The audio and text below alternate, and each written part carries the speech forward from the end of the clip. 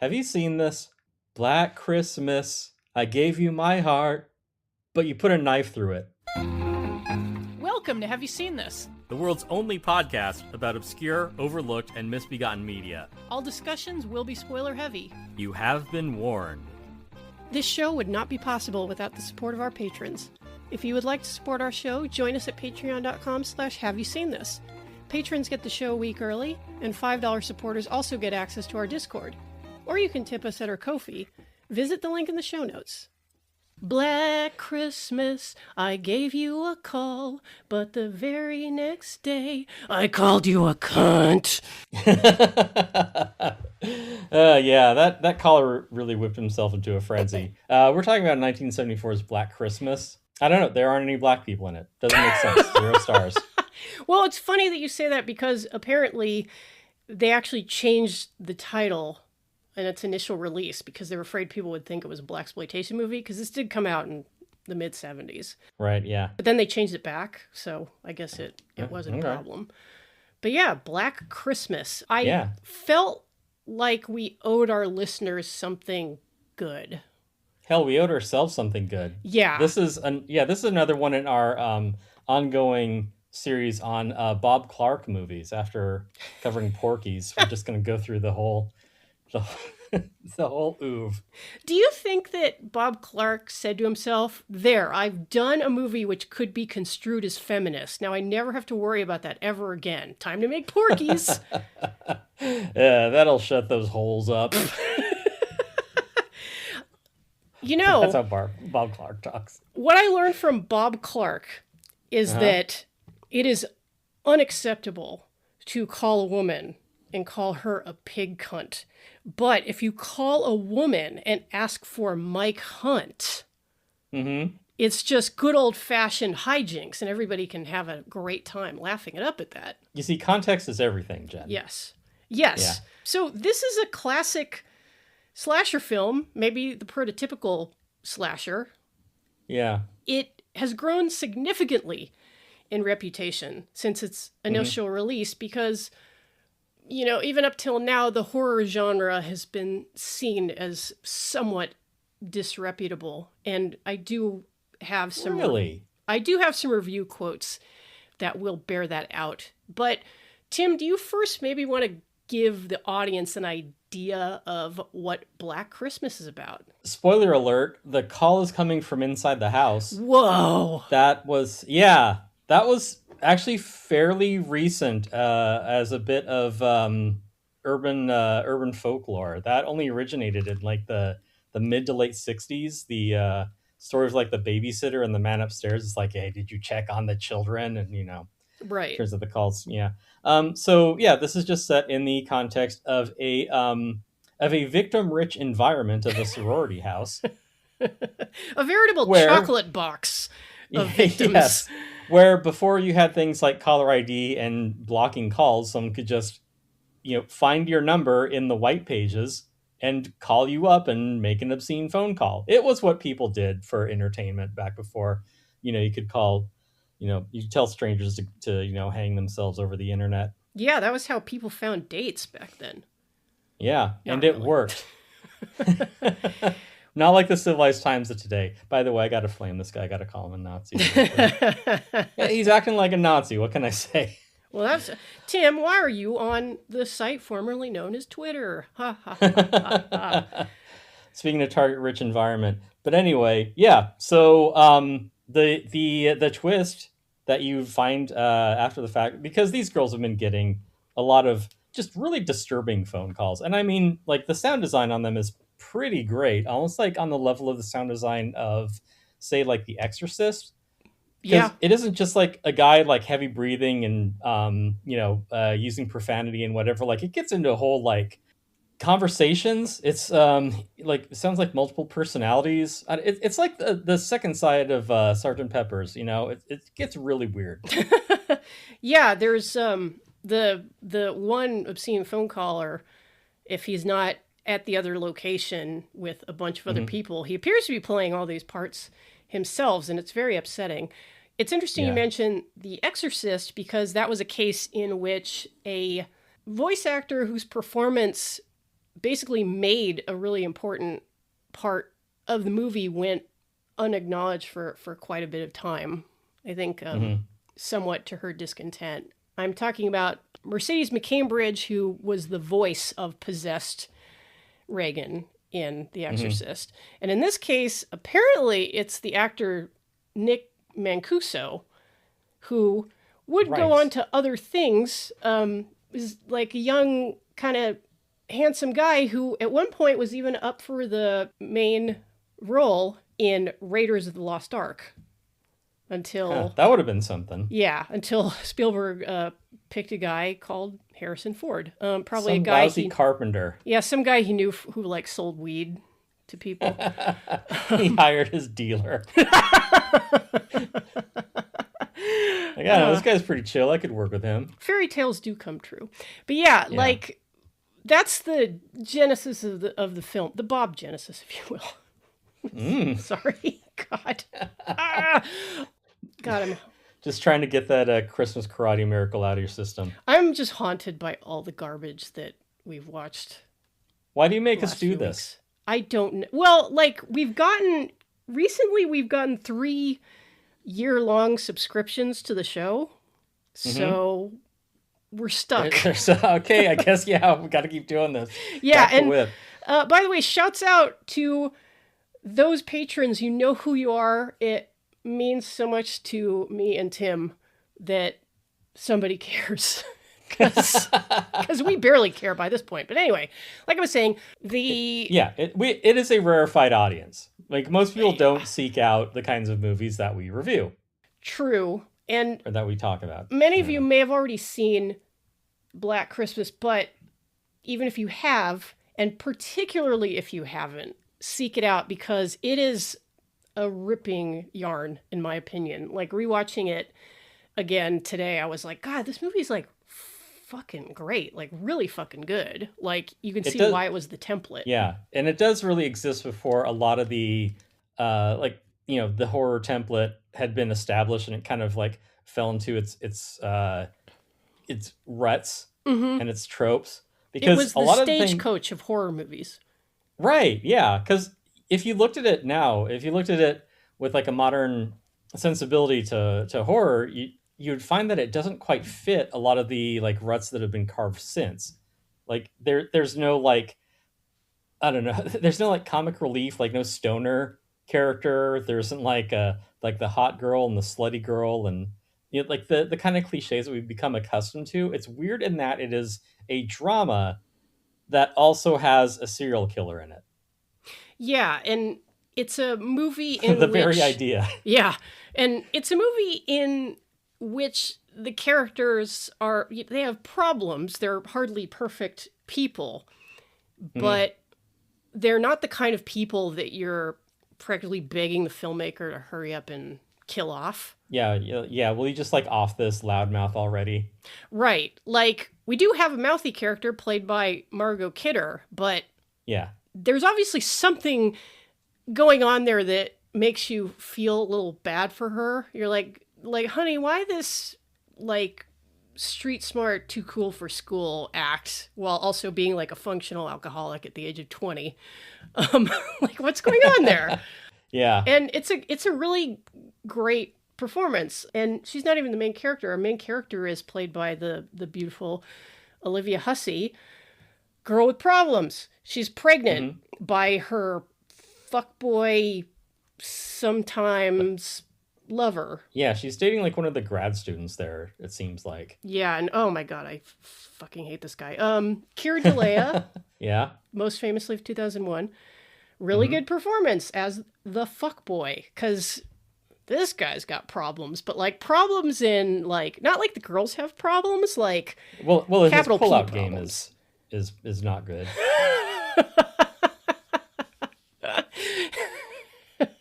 Also, he's the poor carpenter who blames his tools because he fucks up a grand piano. And I was like, oh my God, dude, that is not cheap. What are you doing? Yeah, because he is like studying for, his finals or whatever. He has to give a performance, and he doesn't even I like don't know shit about music, But even watching this, I'm like, oh, he is whiffing this bad. Yeah. He is not doing well at whatever he's doing. Yeah, it's a really good scene because not only does that come through in the performance, you can kind of see the consternation and anger on his face as he's playing, and then they, cut to the stone-faced judges. But the music is interesting because it is just very what's the word I want? Damn it. Bombastic? No, I'm gonna have to take it again because I chowed this so completely. Because I wanted to say it's a dysphoric. Discordant. Thank you. Good God. Yeah. Like, whoa. Like, I'm not even high. Yeah. Like, what the fuck? The music is really discordant. Like, you can, without being like just somebody banging on the keyboard, it's actually like pretty well performed. Like, props to whatever musician like put it together to get it to sound like that, because you're like, oh yeah, he's like Tim said, he's chowing this, like he's fucked. Should have spent more time fingering the keyboard and less time fingering Jess. He should have spent more time fingering her and less time nutting in her. See, that's either way. Yeah, so Peter, like you say, he has capital P problems. Like this guy, you wouldn't want to have his baby. God, that's part of it. So a guy with hair like that and a turtleneck like that, right? Yeah, and a violent streak like that, and a controlling streak like that, and a career like that too. Yeah. Like, oh, you're going to be a concert pianist? No, I'm just going to be your husband now. And I mean, you don't have to graduate college to be wizened enough to know that's a bad idea. Yeah, and that is legitimately like one of the scariest parts of the movie that doesn't involve like murder, because if you put yourself in the position of Olivia Hussey's character, where you're like you're pregnant with a baby that you don't want, and your boyfriend is super unhappy about it, and then he comes back to you with a great solution. Hey, let's get married. Oh my God. Like I just felt my throat tightening just like watching the scene, and the movie is like, not only is it dealing openly with the question of abortion, it's overtly feminist in that Jess says, look, you know how back when we first got together, you would talk about like all the things that you wanted to do with your life? Well, I have things like that I want to do. And I'm not ready for this. Yeah, and I'm not just going to give them up to like marry you and like have a kid that I don't want. It's like, oh shit. And it's wild that this other guy's like out of options. Yeah, and it's wild that they were that frank about it at the time. And in a lot of ways they wouldn't be, people would be afraid to put that shit in a movie now, I think. Yeah. Because they're like, oh, she's unsympathetic. She wants to kill her baby. Yeah, she's the real killer. No, it is. Yeah, and it is weird too that like this is going on while like two other women have died. Like there are two other, or actually in the context of the story, there are 3 unsolved murders while this is going on. So yeah, don't go to college. It's dangerous there. Yeah, because in the tradition of like the best thrillers, like you're waiting for the shoe to drop, because a pretty standard thing in a horror movie is like the discovery of the body. That's something very shocking, and you're just waiting for these initial victims to be discovered. Yeah, because the first victim is Claire, just sort of the, I don't know, average one. Yeah, the nice girl. the one that gets killed first. That one. Yeah, the good die young. But like to your point, her body is never discovered. Which, at least not while we're there. Right, yeah. Like through the course of all these killings before, the serial killer, I guess, moves on to terrorize another sorority or whatever, or merely just like hang up their spurs or go to Brown University or maybe the MIT physics department. Or develop some new parts for his playlet that he's working out on the phone. Yeah, he's working on a whole new angle of entertaining, of like jokey phone calls. He's got a 900 number. Yeah, when they first started doing it, like the Jerky Boys act was really kind of fucked up, but they softened it a little. Oh yeah, remember in the first season of the Jerky Boys when they really killed people? Oh, dude, I heard about that. Yeah, it on was the hilarious. playground. Right, yeah. It was like those Faces of Death tapes, but they were cassette tapes. So yeah, Claire gets killed off, and Claire just kind of like disappears. And it is, again, to give some weight to this as a drama and like a tragedy more than like a slasher movie. Like we see her like elderly dad out like waiting for her Yeah. because she doesn't show up to like go home for Christmas break. Like that's really the only tie to Christmas that it has, is that this is when everyone goes away from school on their break. But yeah, like she never shows up, and so he goes to the sorority to say like, hey, where's Claire? And to your earlier point about women's lib, he the old dad gets a look at her room, and this is a girl who is like living her life in college in a way that like maybe her dad isn't ready for. Right. And this too was still at a point where the generational divide was being felt very keenly. And Bob Clark himself said that he felt that up to that point that teenagers and college students hadn't really been portrayed very accurately on the screen. Like they were maybe a little too Frankie and Annette, but as we left the 60s and moved into the slightly depressed 70s, oof, yeah, people were really feeling those kind of like, people were really feeling the generational divide. Yeah. Well, it's kind of like, because prior to that, you know how in like medieval paintings, like children were always painted as just like a miniature adult? Yeah, little old men.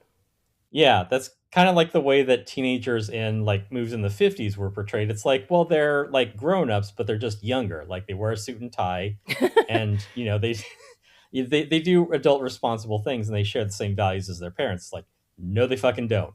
Yes. They are going to college and they're getting their head filled with ideas, and they're cutting loose, and they're becoming their own people. Not a miniature version of you. So yeah, you can understand like the shock when like her, like gray-haired, old dad is like looking around her room, and to their credit, the poster that is a peace symbol of a nude man railing a spread eagle woman in a circle of flowers, that's pretty dope. Like that's pretty awesome. That's great design. I want to know which head shop she bought that at. Right, yeah, because I'm like, this girl is really like, living out loud.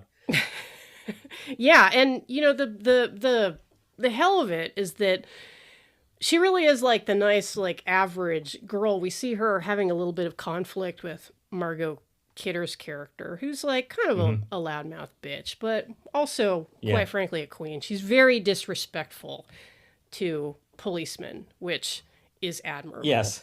Well, yeah, she's a lush, and she's foul-mouthed, and she, like, if anyone, I guess she would later fall into, like, the sort of, like, comic relief character, like, in these kinds of movies, like, the one who, like, really doesn't take it seriously, although there's no, like, thematic comeuppance. She just, like, this is the kind of girl that she is, because, yeah, she, really doesn't handle authority well.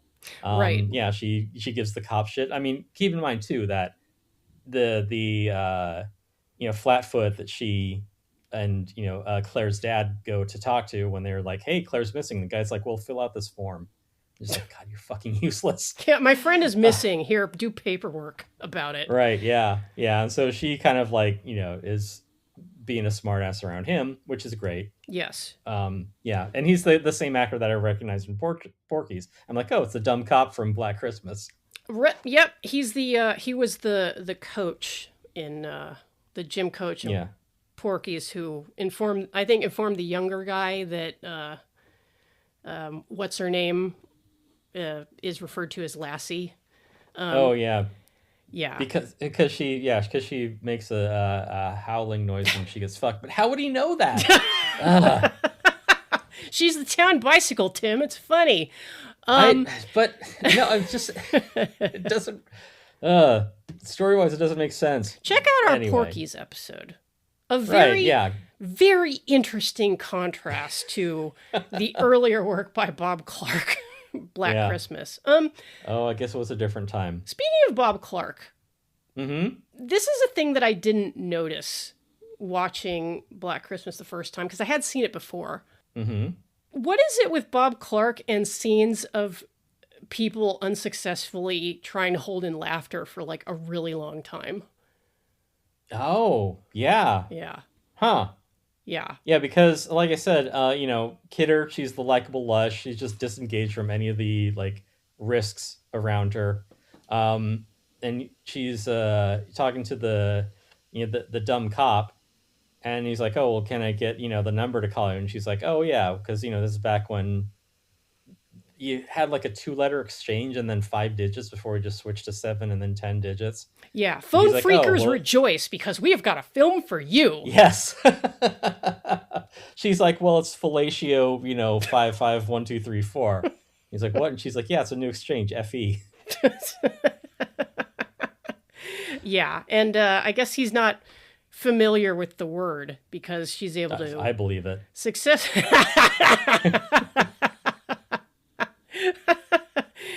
Virgin cop. He's a virgin cop. Yeah. Yeah, so she's able to kind of put one over on him, and it's only Chad detective John Saxon who's able to kind of mildly clue him in. His other colleague just straight up laughs at him, which is I think deserved. that he is billed. Yeah, he's billed as like laughing cop, and it's like no small roles. Well, like a pivotal one in a Bob Clark movie, apparently, because it reminded me of quite a few scenes in Porky's in which of people, someone trying not to laugh, who is the butt of the joke is being openly laughed at by other people in the same scene who can barely hold it together. It's like kind of like the Biggest Dickus scene in Life of Brian, except that shit's really funny. Yeah, especially when you learn like the meta behind that scene. Right. Which is just genius. Yeah, good shit. In this case, it's character stuff. It's fine. It just struck me as really funny in relation to Porky's, in which I'm like, okay, well, this is like Bob Clark's type of joke. Did they have stuff like this in A Christmas Story? Well, I don't think they had fellatio in A Christmas Story. They did have the big F dash dash dash though. Yeah, I don't know. I guess no, we can't just watch Bob Clark movies for this podcast. We have to watch something else. We will. We've only watched like 2. I mean, come on. And Great. this one is really good. Like Porky's is like, we didn't exactly recommend that one. It's barely a curiosity at this point. I don't know. Like your dad when he was younger probably liked it. But yeah, you're right. John Saxon, 30 minutes in, he shows up. And again, the John Saxon guarantee, he won't be in your movie for any more than 17 minutes. But he's always memorable, and it's always a pleasure to see him. And this kind of prefigures his role in A Nightmare on Elm Street. Mitch. Oh, okay. Yes. I mean, well, like, be real. Like, John Saxon was in a lot of movies. Like, right. Yeah. I wouldn't say he was like an Eric Roberts and that he would do anything. It was more like almost anything. His phone was ringing off the hook. Yeah. That's why he was in movies so sparingly. He's like, look, I got to go be in Mitchell right after this. Like, I can only be in Black Christmas a few more minutes. Well, I mean, he was a, handsome guy, like pretty jacked, like new martial arts. Yeah. What better actor for a million B pictures? True. Yeah. And they're making those all the time because one of them is going to finally hit. And this, I don't know that you'd call this one a B picture, but it's Canadian, which is the same thing, really. It's a C picture, then. This is... No, wait, it's an A picture. Right. And this was shot, I think, a couple locations at the University of Toronto. I have never been, so any Canadian listeners can tell me. But where were we? An A picture. Oh, God damn it. Take off, Tim. Okay. Yeah, okay. Canadian picture, yes. Right. And I do I do have a review of it from a contemporaneous review from Cinema Canada, which apparently was the Cahiers du Cinema of Canada. It's no longer existent because, as we all know, print is dead. Right. Well, yeah, it's Cahiers du Cinema, but then it's also Book of Movies because it's, two dual languages. Right. And this isn't in French, so I can read it. But this is there's a short review of Black Christmas by one Natalie Edwards from the time. And I think this captures the overall tone of most of the contemporaneous reviews. The strangest thing about seeing this anti-female stock horror caper at the Imperial in Toronto was the incredible juxtapositioning of it with a reasonably clever, highly female-oriented 1972 National Film Board of Canada short, and then like a short description of whatever the fuck the National Film Board of Canada ponied up the money for. People don't talk about L'Oeuf, this egg movie, anymore. They talk about Black Christmas because Black Christmas, in spite of apparently being anti-female, according to this reviewer, is a classic. Right. And here's another kind of representative paragraph.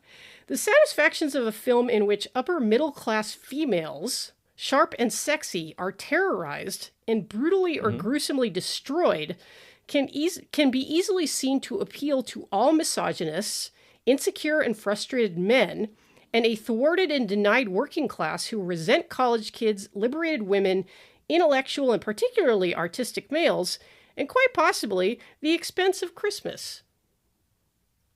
Wow, the war on Christmas goes all the way back to this movie. That is an insane reading of this film. Right. Well, I mean, she understands that the killer is the hero, right? That's the only reading that makes sense. Yeah, and then the part here where it's like, oh, the working class like resents like intellectual and artistic males. Okay, well, obviously Cara Delea's character represents that. It's not a sympathetic portrayal. Right. Yeah, as a guy who's kind of a fuck up. Right. Like I don't know. But I think a reason why the character kind of like cuts against the grain so much is he is the kind of person that people would look at and be like, oh no, like Peter, like he's a good guy. Like even Jess is not prepared to believe that Peter might be the killer. And like another one of the girls, played by what's her name from SCTV? Oh, Andrea Martin. Yes. Thank you. Yeah. No shade. That was exciting to see. Yeah, I was like, what are you doing in this? Hey, being Canadian, eh? Yeah. Like, oh, I'm the mousy nerd. I'm gonna die off screen. Oh, okay. Poor Phil. At one point, she says, like, when Jess extrapolates out loud that Peter couldn't possibly be the killer, Phil is like, is so relieved. She's like, oh, I knew it couldn't be Peter. And it's like, it's not even her boyfriend. Like, it's Jess's. Yeah. But because Peter is obviously like a kind of like golden boy on the surface, he's tall, he's good looking, he's like obviously gifted. The kind of boy that a lot of people would go to bat for. Like, looking at him in 2025, like, you're immediately like, oh, this guy's bad news. Like, he's really controlling and angry and like blah blah. But yeah, he's got Supreme Court justice written all over it. Well, I'm glad he rebounded after he wrecked that piano. Oh yes, he's the kind of guy that people would defend. Oh no, it couldn't be him. Like, even if there was incontrovertible evidence that he is like a violent murderer, there would still be people who would be like, no, like he's innocent. I know it, like for whatever reason.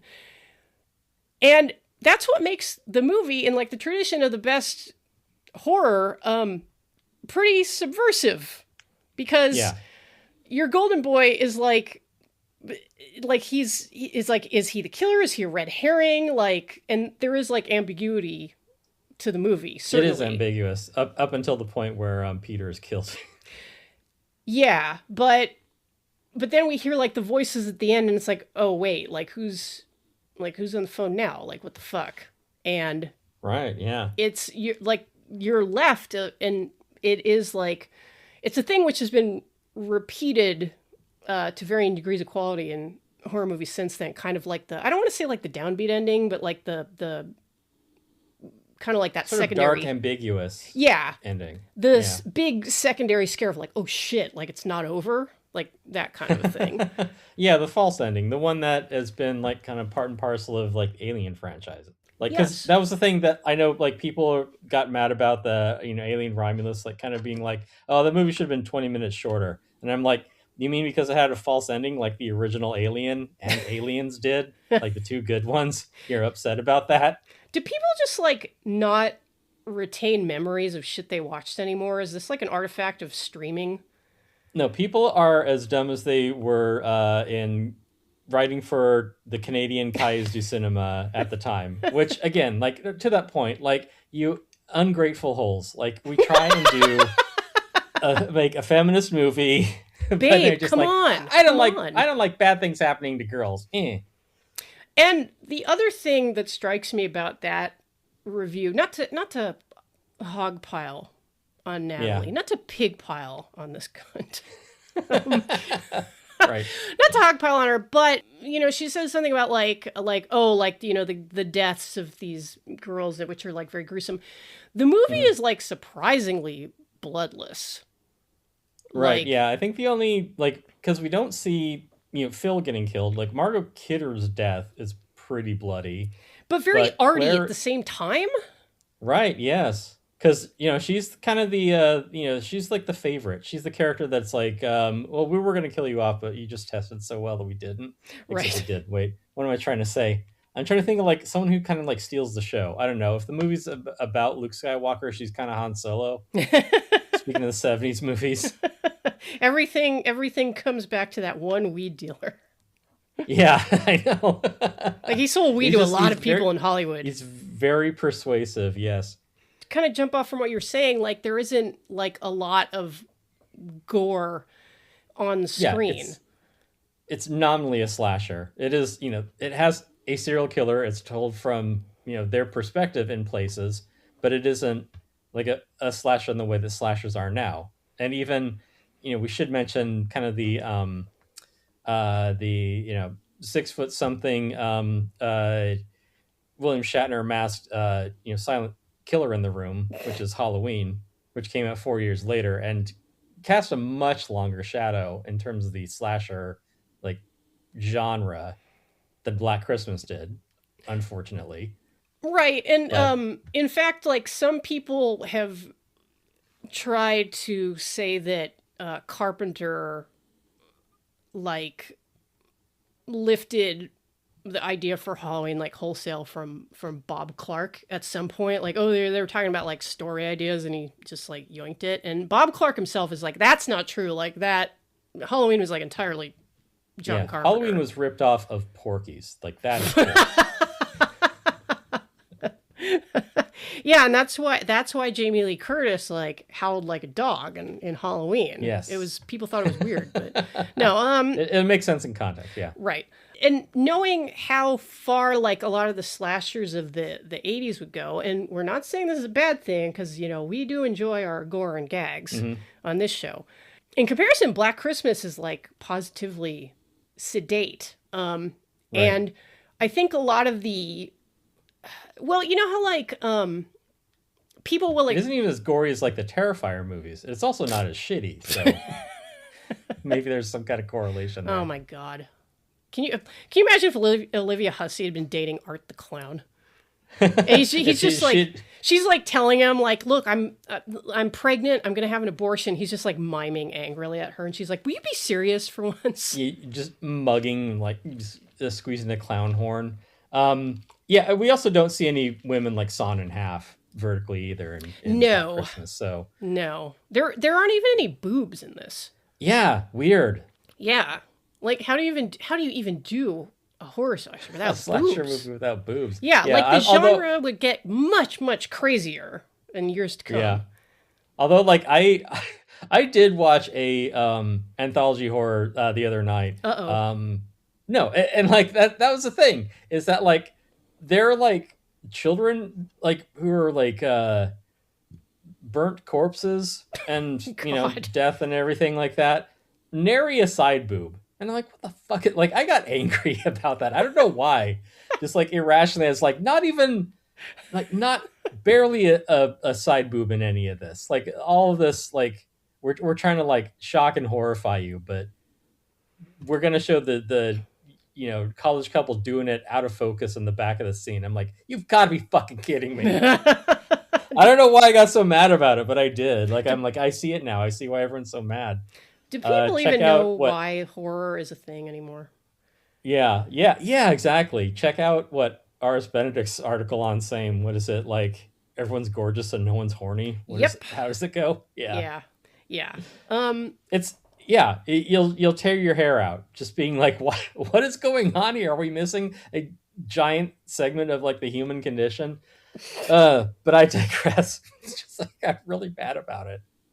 Well, we're talking about abortion.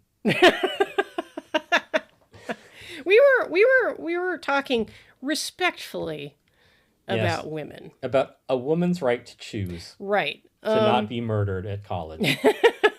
Yeah, and that's a big part of what grabs me so intensely about this movie. And I keep hammering on it, but especially in light of fucking Porky's, that this movie is like so sympathetic to Bob Clark's, a diverse filmmaker. Yeah, it's so sympathetic to the female perspective, such that you're like, God, it's really the same guy who did Porky's? Yeah, he makes the kind of movie that the audience wants for this particular thing. Like I'm pretty sure that any other artist would get equally incensed if you like try to pigeonhole them as like, oh, you're the whatever guy. Be like, I'm more than that. Like I can do that. Like, oh, Jen, you're the person who draws cats, right? Yeah, and like in light of what came after Porky's, like A Christmas Story, because he'd basically written his own ticket with Porky's. It was so successful, and they're like, hey, make whatever the fuck you want, dude. And he's like, okay, let me make this sentimental little story about like a kid at Christmas based on like Jean Shepherd's writings and blah blah. Which didn't hit until much, much later. No, but I mean, even as a kid, I remember that being a classic. So yeah. Well, yeah, and the thing is, like, to this day, I still have not seen A Christmas Story in its entirety. I just noticed at one point that it was suddenly ubiquitous on cable TV during the holidays. And everyone's like, oh my God, this classic movie that I watched all the time as a kid. I was like, never seen it. Right, yeah. Well, maybe that's just, cultural osmosis. It was on enough that it kind of just became a shorthand where you're like, oh yeah, I know that movie. Yeah. I would listen to a podcast about that movie. Black Christmas, though, maybe not. Well, back to Black Christmas. Yes. Yeah. Women's issues. Right. Yeah, like not being murdered. Yeah. Broads, am I right? Mm-hmm. Yeah, where do they get off? But like I was saying, this movie is like so crazy feminist, which makes it even funnier, like to read like a contemporary review where people are like, oh, well, this is obviously like anti-woman. And like I said, that was the tone of most of the reviews at the time. I think because people kind of tended to be blinded by the trappings of the horror film. Well, I think that's partly the like feminist part of it, which kind of cuts both ways. Like a killer's knife, is that prior to this, like generally, women in movies would just be wallpaper. Like nothing bad happens to them because nothing happens to them. But if you center them in the movie, good and bad things happen to them, but you can relate to them because they're like fully developed characters that you as the audience can sympathize with. Yeah, it's like, yeah, that's it sounds weird to say, but it is like treating women like people. So that's probably what like threw the critic at the time, where it's just like, why isn't like the man handling this, and why isn't this about men handling problems with other men? It's It's because we have this whole other sex here that's also like, hey, things happen to me too, and I have thoughts on this. Shut up. Get back in the kitchen. But then when you make a movie that's about women with like, again, like bad things happening to them, and you sympathize because they're the protagonists, suddenly you're like, well, they killed a woman in this. Well, obviously this is anti-woman. Why isn't she being protected by the man? Like, you dumb bitch. Do you not understand feminism? Well, you're kind of right, because like it's almost as though all of us haven't yet gotten over kind of that cultural programming where it's like, oh, women need to be protected. Right, yeah. Well, and that's like really, I mean, you know, speaking of like, oh, like wealthy middle-class women getting slaughtered on the screen, like it is really like a bourgeois perspective of like woman as in like really Victorian, like woman is like a step above it all to be. Well, yeah, it is a kind of privilege, but this is like, well, imagine that didn't exist. Right. Or imagine that it didn't count for anything when someone is suffocating you in your own dorm room. Right. Like, or, oh, okay, yeah, I get it. That could be a problem. or it's kind of like So you're saying that if I had my own checking account, this wouldn't happen? well, and it's also kind of like how people tend to project, again, like very bourgeois vision, like sold to us by Madison Avenue, of like the nuclear family with the woman at home and the man doing all the working. Kind of like the vision that I guess Peter probably has for his marriage to Jess. Right, that's incompatible with Jess, the modern woman. Right. Forgetting, and you know, people who are kind of bewitched by that 1950s idea are forgetting that like women have always worked like out of necessity. Like, yeah, there were very few people who could just be like, oh yeah, like she's just gonna stay at home, mind the kids. Not the reality for most people. I mean, I'm sure that works for some, but right. And I mean, that's like a whole other thing. But yeah, and turns out women are different from each other, which again, it just sounds weird to say. That's another thing about this movie, in that and yes, she is like a comedy figure, but the character of the house mother. Oh yeah, speaking of lushes. Yeah, which is like I mean, yeah, it's like, oh, she's an alcoholic with like sherry stashed all over the house. That's funny. But it's like, the killer could learn some lessons about hiding. Just like yeah, like, you know, why didn't he stow himself in the toilet tank? Right, yeah. Or, you know, like in the library under B for booze and have like, you know, a flask of rye in there. Just like, Jesus, lady. Although to be fair, like, you know, no one's going up in the attic, like including the cat. So, you know, I guess it was a good hiding place. But yeah, like this is a portrayal of like an older woman who like has her own like personality and like little story, and with whom the audience does sympathize, you know, because she has to kind of like keep up appearances around like the missing girl's dad, because she knows she's getting judged by the guy.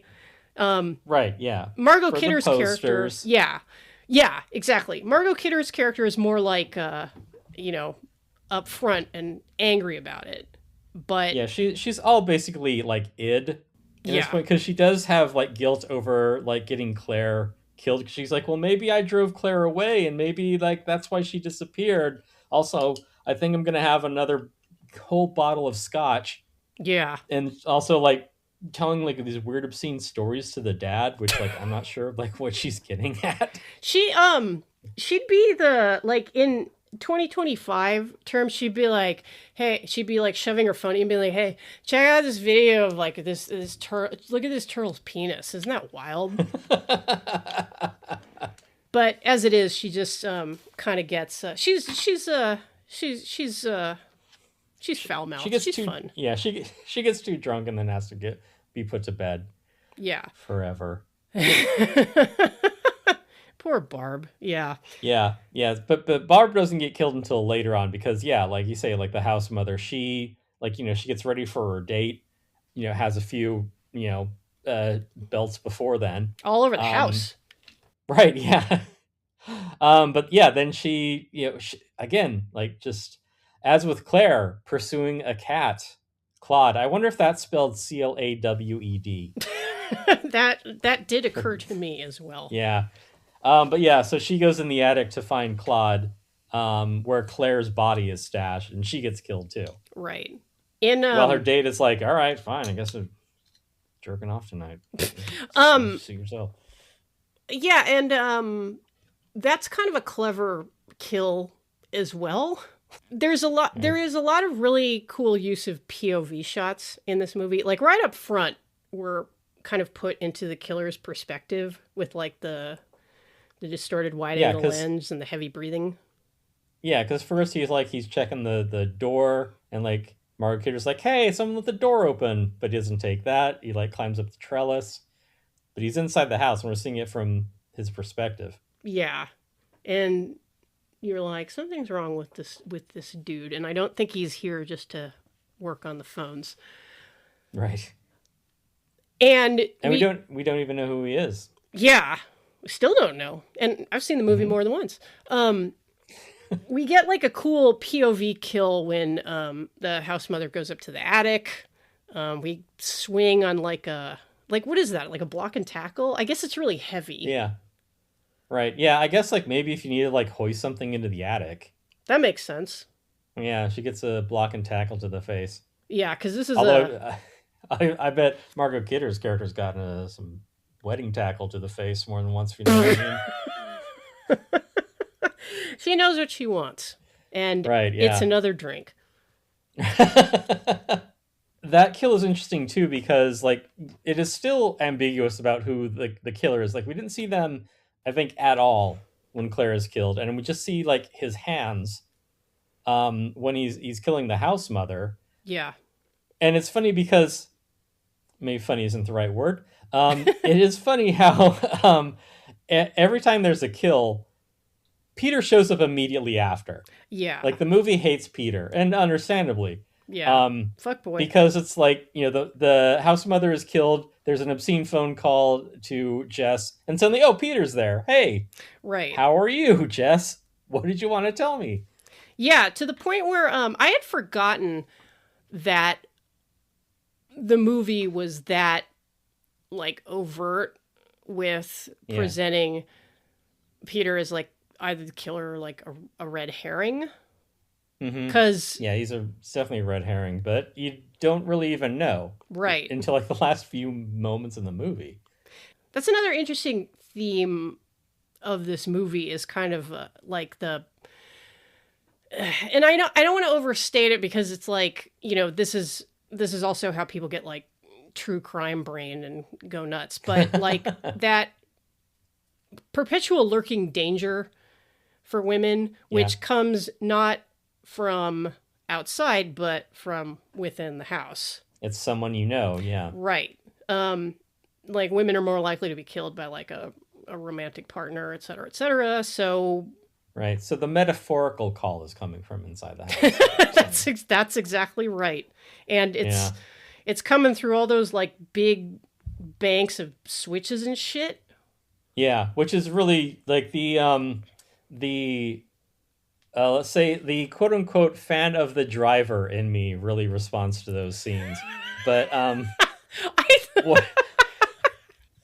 it was really neat. Like and I don't know, maybe I'm part driver as well, because I was like, well, shit, I want to see more of like the phone switching. That's really cool. Right. Yeah. Well, it's because it was something that, you know, as Baudrillard would explain, you know, the simulacrum is there to represent a thing which no longer exists. Right. So, you know, speaking as we have been about how this is kind of a proto slasher, it doesn't slide easily into all the cliches like the form that a slasher has taken, because it is sort of an echo of an echo, the slasher genre at this point.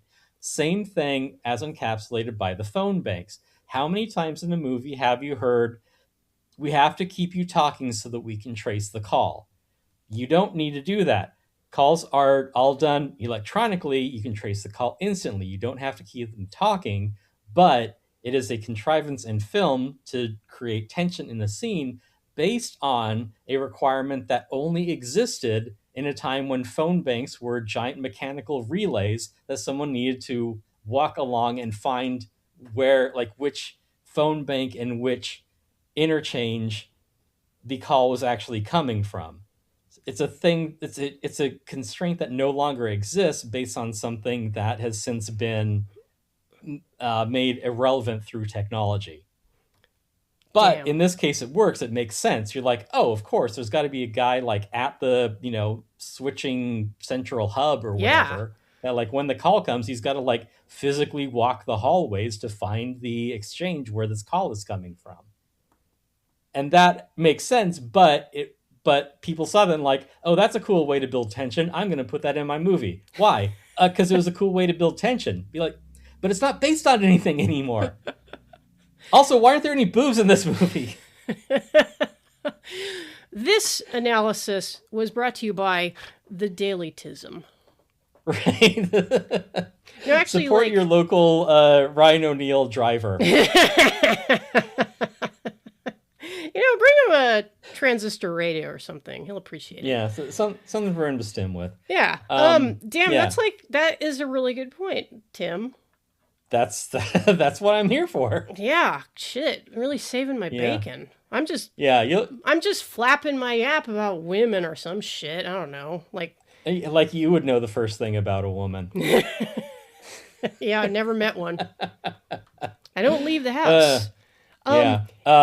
Another great thing about how like the movie definitely is using Peter as a red herring, because at this point, like even me who like a viewer like me who like can't pick up when a movie is like, look, it's obvious this is where the movie's going. I'm like, wow, what a surprise.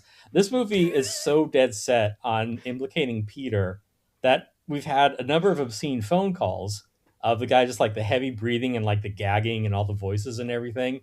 Then Jess gets a call and it's the same thing, but it is clearly Peter who is like beside himself, like sobbing over this abortion. He's like, you can't kill the baby. Yeah. And he's just, and so he seems as much a lunatic as whoever this killer is. So, any brain dead audience, moviegoer is going to be like, oh, Peter's the killer. Obviously. Right. Not obviously. Yeah. Like Bob Clark he's just leading you down the primrose path. And be like, oh, okay, it's Peter. So then when Peter is killed and, Jess defeats him, you're like, oh, thank goodness. Jess is victorious. And you're like, why is there 5 more minutes of movie left? Yeah. Again, the prototypical final girl.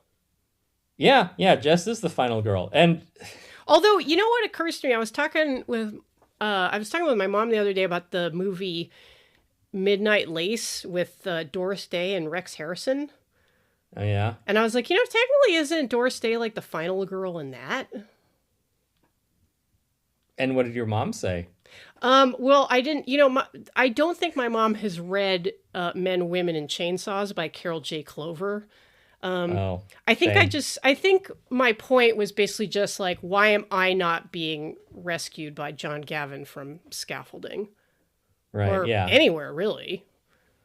Where's my feminism? It's supposed to be rescued here. What gives? Well, the reason we were talking about Midnight Lace is that I don't even remember why we were talking about Doris Day, but my mom was mentioning that Doris Day actually had like a tough time with that movie because she plays a woman who's basically being like terrorized to the point of mental breakdown by a stalker.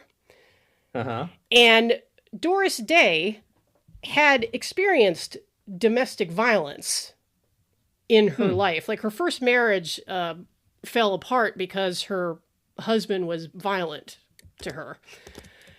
And the experience of making Midnight Lace for her was like she would go to her dressing room and basically just like break down completely because she was sort of like reliving this trauma of being terrorized. Like it was too real. And this was a time when acronyms like PTSD were not in the cultural conversation. And in fact, I remember my father's reaction to Doris Day was always negative, I think because of that movie, because he's like, Christ, she's always like, crying and that. And I was like, well, yeah, because she's being terrorized. Like, of course she's upset. Right, yeah. Like, that's how a person reacts when they're upset.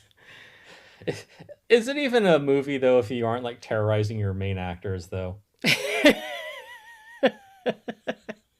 But not the men. That would make them appear weak. Right, yeah. You are the terrorizer, never the terrorizee. Yeah, and also the audience surrogate. Right, penetrating women with your big knife. That was kind of a funny observation that someone else had about Jared Leto on the Tron Ares set. We're like, hey, why is it that whenever people are going method, it's always to be an asshole? No one ever does method about like, I'm going to be very kind and effusive. I'm playing Bob Ross in a movie. I'm going to go method to do it. I'm going to go method with this. Yeah. And then they're just like an absolute angel to everyone around them. Right, yeah. Like, do you think Mickey Rourke went method when he played St. Francis of Assisi? Or did he just keep acting like Mickey Rourke? Hard to tell. I've never met the man. And of course, by the man, I mean St. Francis of Assisi. Right. Or Mickey Rourke, I guess. Yeah. Check out our episode on Liliana Cavani's Francesco with special guest Will Miniker. That's an old one. Yeah. Jeez, yeah, that's pre-COVID. Yeah, wow. How old are we? Because I feel older than the house mother. I'm gonna drink this bottle of scotch. It's hidden under my chair. It's taped under the seat cushion. I'm gonna try to remember how to dial a rotary phone. Yeah, that too. I keep another flask like taped to my back, like in Die Hard. Under your sandwich board that says "I hate everybody." I hate everybody. Wow. Like, I mean, some people just pick like one race, but no. This guy hates everybody. Racers like, holy shit. You can see why. Legit. Yeah, you can see why everybody was so mad at him. Right, yeah. Yeah, speaking of, listen to me rehash that same bit in our episode with, Felix Baderman. Yep. Anyway, okay, like, I've got my sherry, and I've got my rotary phone. And I've got the number of an abortion clinic. I don't know. I'm trying to like bring us back to Black Christmas. Right. Well, you can bring us back by mentioning how we're pretty much out of characters at this point. Like there are so few of them that they actually had to kill another character off screen. Not just the girls in the sorority, but also like they went on a manhunt just to find Claire because Claire is missing. Like no one knows that Claire is murdered. Right. Like, well, we last saw her in the park, so let's sweep the park. And also, unrelatedly, a little girl was killed too. So it's like this is a bad time all around. Yeah, and I think it's again reflective of the time. And a thing that occurred to me while watching this movie was a crime from maybe 5 or so years before this movie came out, which was, of course, the 8 student nurses killed by Richard Speck. Right, yeah. Yeah. I mean, hey, like the door was unlocked. What was he to do?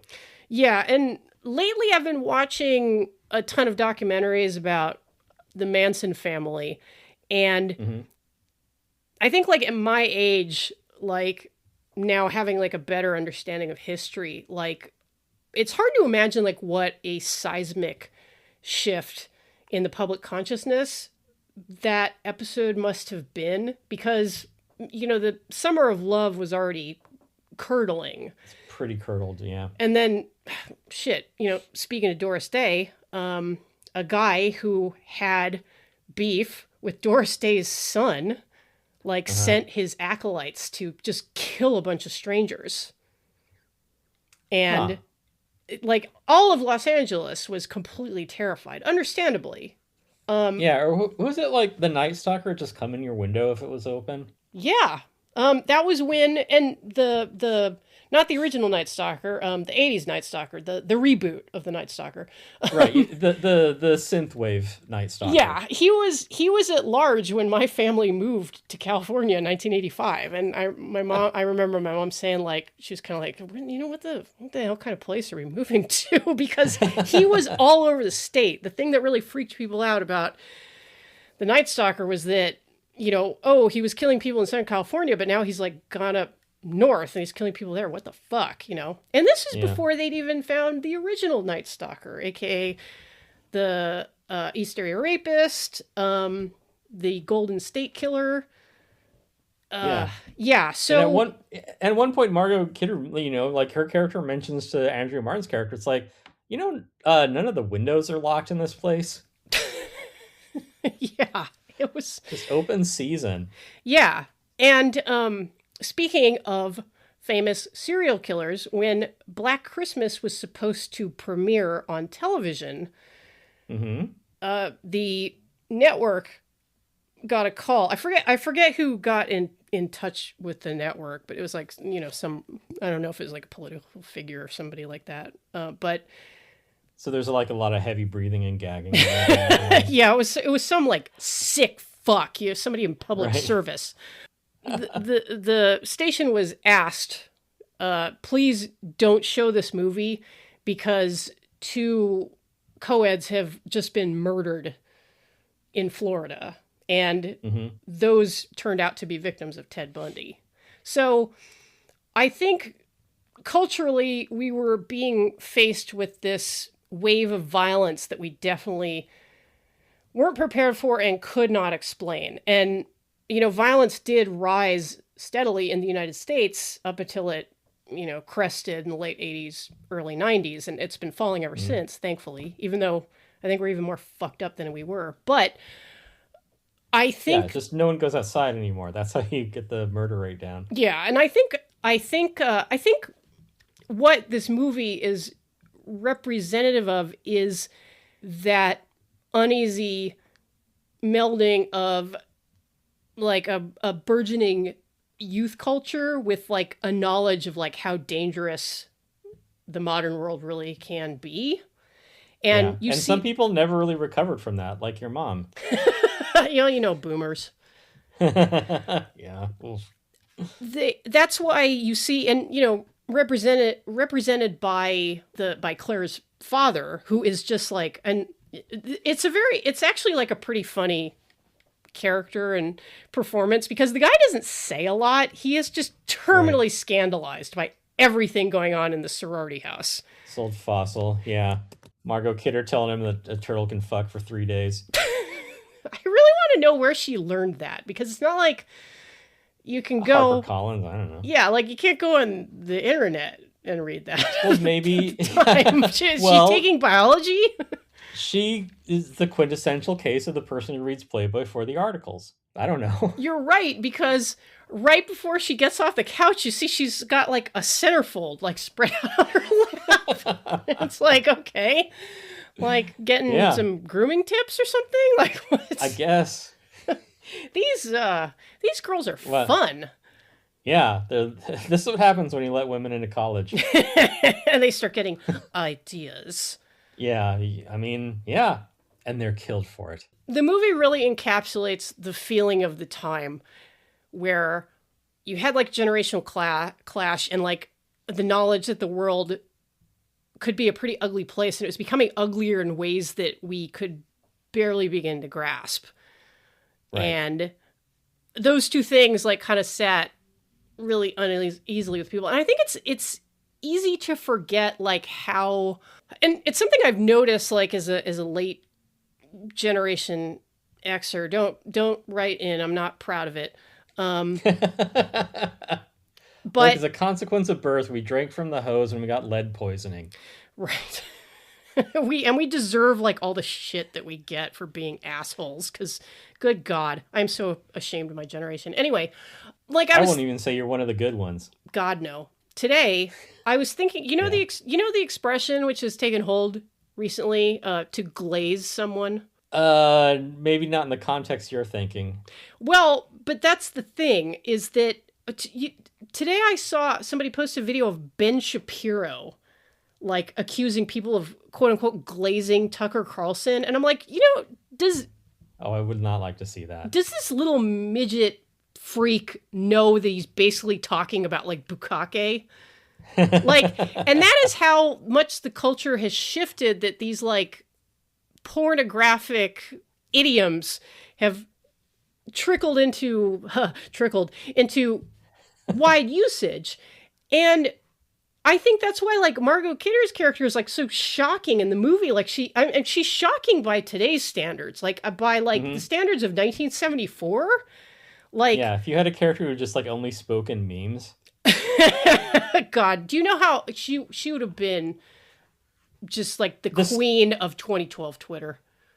Yeah, the squares could not have handled her. Getting thrown out of college because of her racist tweets about Asians. Is that what the Hawk Tuah girl, is that what happens here? I don't know anymore, Tim. I don't know. Yeah, so she's a pistol. Yeah. And then she gets killed. And like I said, incredibly disrespectful to cops. Oh, wait, there's one more thing from this this Canadian Kai A do cinema paper. Okay, so Canadians do cinema, yeah. You mentioned Doug McGrath, the actor who plays like the dumbass sergeant, right? Yeah. In this movie. The guy doesn't know who fellatio is. He gets special mention by the author of this Cinema Canada piece. She says, Canadian males shouldn't go unnoticed either. I found it sad. Life does go by so fast to see Doug McGrath, a male who can literally wreak sex, relegated to a sexless stereotype boob cop role. Well, there's your boobs, Tim. What a poor choice of words. Yeah. First of all, the phrase literally wreak sex. Yes. Ew. The guy reeks. Good. Of sex. Oh, okay. It's fine. Now, I'm not very familiar with his broader body of work, but I didn't realize that he was such a piece of ass back in the day, apparently, according to this reviewer. Say? Like, what was he in that he was so like, just like, oh, damn. Wait, I gotta look it up, actually. She just goes for average kind of dopey guys. I don't know. She was like, he's Canadian. Yeah. Well, now you know why he knew that Kim Cattrall's character howled like a dog in Porky's. Right, yeah. Like, obviously he had smashed because he was like just such a dime. If he had only known what fellatio was, he could have shut her up. Oh, okay, different guy. Okay. Canadian filmography, yeah, it's different. They use metric, that's why. Yeah, see, like, I don't know any of these. I assume these are Canadian movies. Going Down the Road from 1970, The Rowdy Man from 72, Wedding in White, also from 72, and The Hard Part Begins from 1973. Is he like, let me see his dick in those? Or Guess you gotta be Canadian.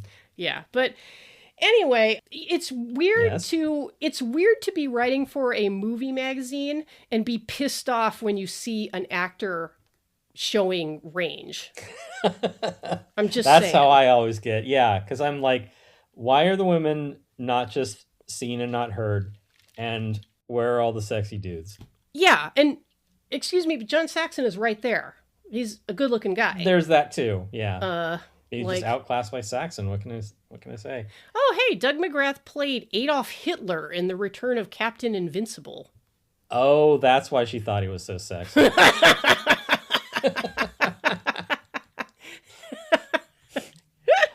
Natalie. Yeah. Now, one other. No, Nash. The dumb cop in this. He isn't the only dumb one in this movie, and I know that we've made a case for Jess, being the final girl deservedly. Jess is also fucking stupid.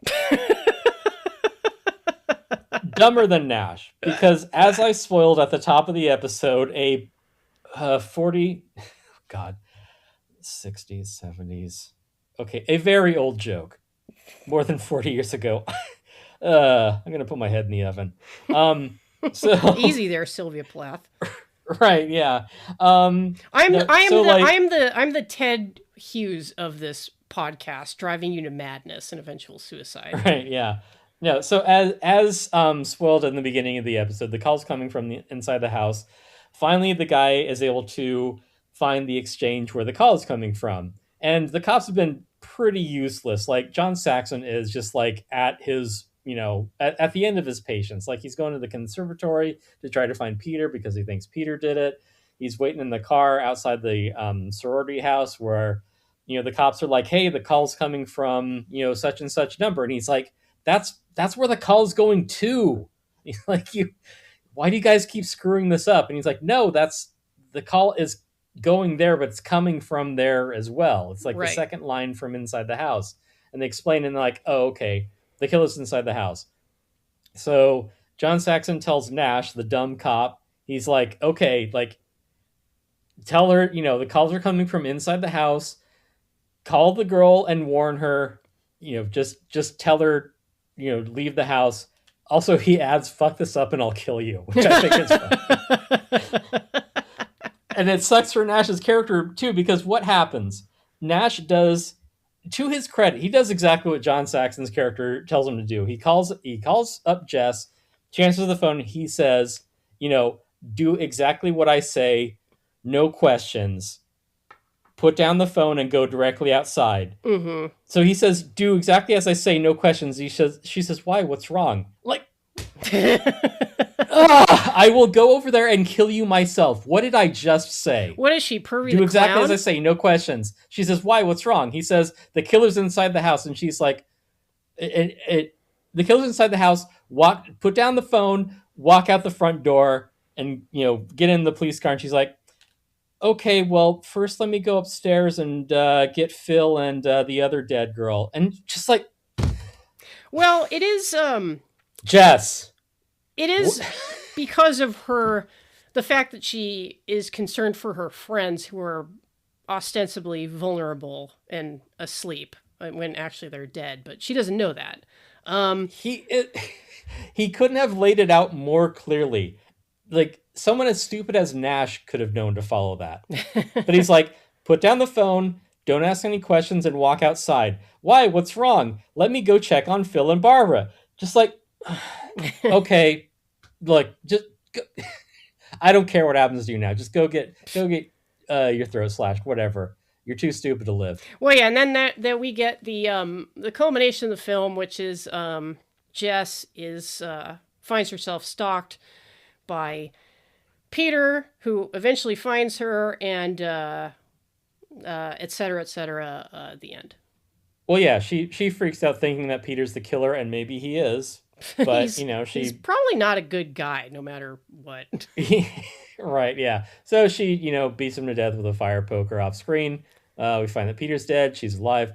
They're like, oh, case closed. Yep. It must have been Peter. Let's leave Jess alone in the now abandoned sorority room. And hey, everyone go home. Eggnog's on me. Let's all party at the police station and leave Jess here by herself. And also it's like, oh, the movie isn't over yet. That's weird.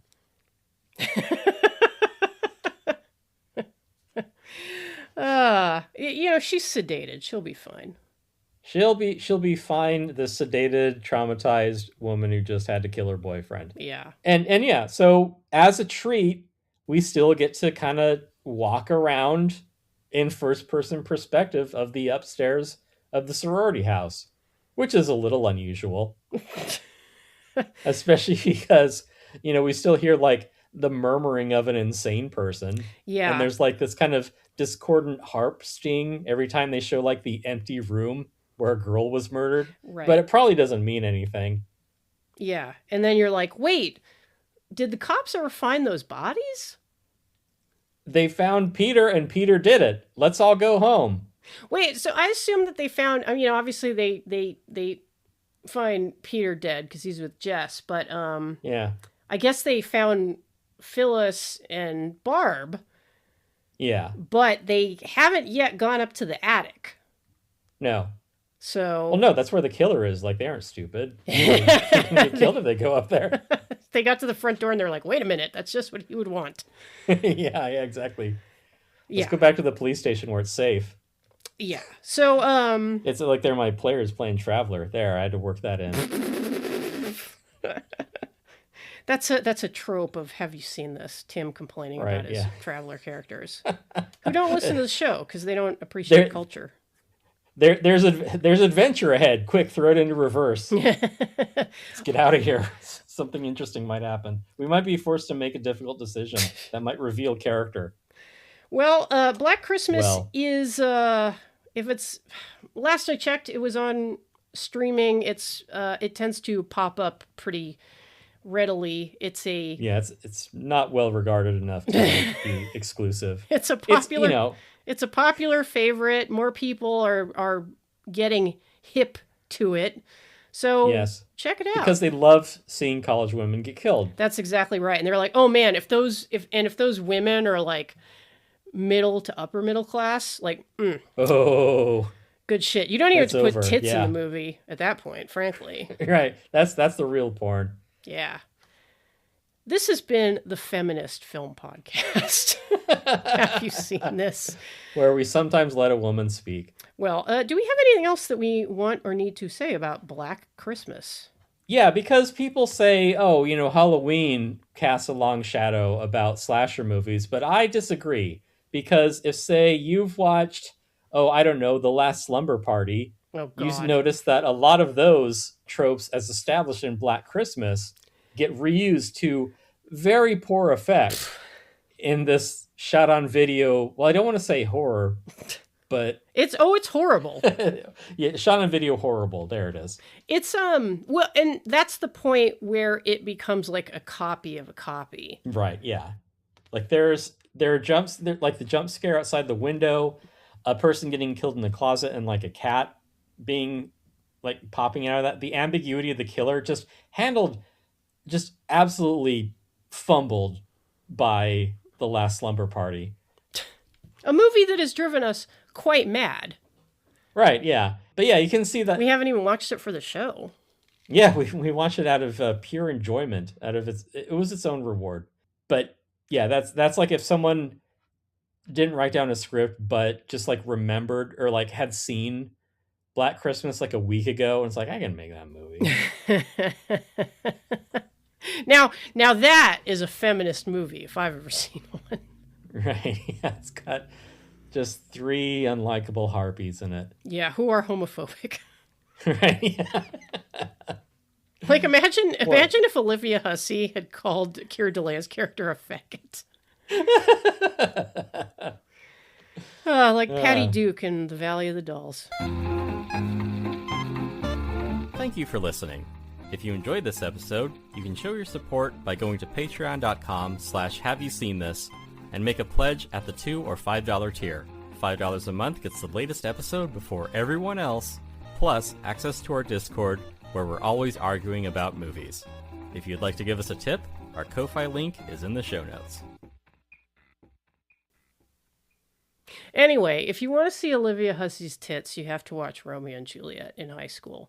You're not allowed to watch it after that because she's underage.